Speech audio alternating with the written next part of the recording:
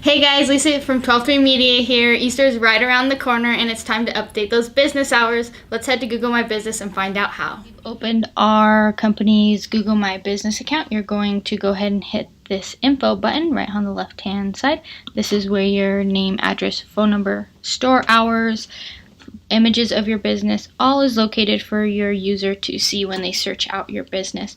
We're going to go ahead and scroll down from the top and head to the hours section.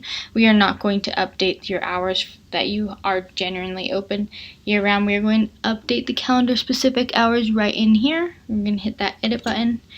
It is important to update your Easter hours as you don't want your customers to be coming to your office or location and you are closed and leading to a negative review. So we want to go ahead and say if we're going to be open, we hit that slide bar on over and we're going to hit the hours that we're open and the hours that we close.